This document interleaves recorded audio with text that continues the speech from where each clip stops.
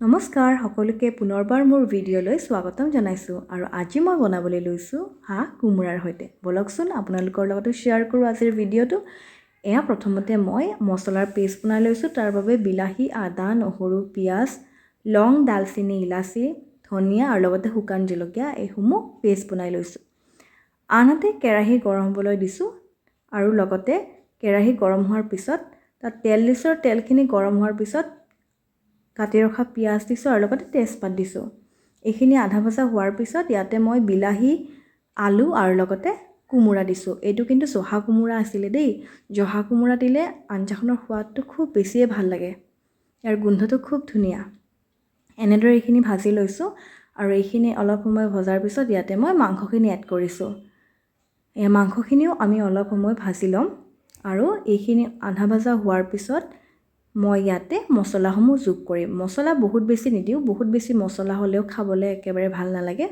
ইয়াতে মই পেষ্ট বনাই থোৱা মছলাখিনি দিছোঁ আৰু লগতে দিছোঁ হালধি, সোৱাদ অনুসৰি নিমখ, জিৰা গুড়ি আৰু লগতে দিম অলপ জালুকৰ গুড়ি। মছলাৰ নামত এইখিনিয়ে আৰু বেলেগ মছলা মই একো নিদিওঁ আৰু এইখিনি আমি এনেদৰে ভালদৰে ভাজি ল'ব লাগিব। মই প্ৰায় পেকেট মছলা নিদিওঁৱে, ঘৰতে এনেদৰে মছলাখিনি তৈয়াৰ কৰোঁ আৰু এনেদৰে দিওঁ। পেকেট মছলাসমূহ আচলতে আমি খাব নালাগে, কেতিয়াবা দিলেও মানে খুব কমকৈ ব্যৱহাৰ কৰিব লাগে।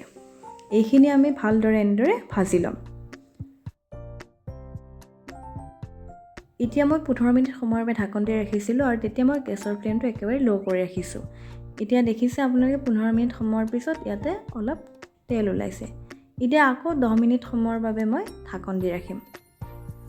ইয়াৰ পিছত আমি অলপ সময় ভালদৰে ভাজি ল'ব লাগিব। এতিয়া মই গেছৰ ফ্লেমটো মিডিয়ামত ৰাখিছোঁ আৰু এনেদৰে আমি কিছু সময় ভালদৰে ভাজিম।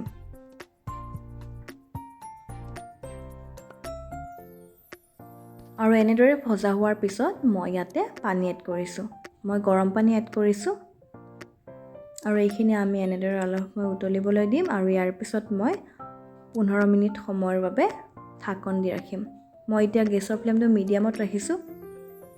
ইয়াৰ পিছত আৰু অলপ সময় এনেদৰে চাইছোঁ মাংসখিনি আৰু অলপ সিজিব লাগিব। ইয়াৰ পিছত মই আকৌ ঢাকন দিছোঁ প্ৰায় 15 মিনিট সময়ৰ বাবে। আৰু এইখিনি আমি 15 মিনিট সময়ৰ পিছত ঢাকন খুলি দিছোঁ আৰু এতিয়া মই হাই ফ্লেমত অলপ সময় উতলিবলৈ দিম আৰু উতলাৰ পিছত মই ইয়াতে গৰম মছলা অলপ এড কৰিছোঁ। আৰু এনেদৰে অলপ সময় উতলাৰ পিছত উতলাই লোৱাৰ পিছত আমাৰ হাঁহৰ মাংস ৰেডি হৈ যাব।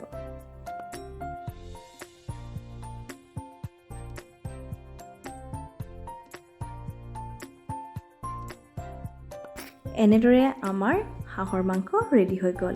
আপোনালোকেও এনেদৰে ট্ৰাই কৰি চাব পাৰে আৰু যদি আপোনালোকৰ মোৰ ভিডিঅ' ভাল লাগে তেনেহ'লে লাইক, কমেণ্ট আৰু শ্বেয়াৰ কৰিবলৈ নাপাহৰিব।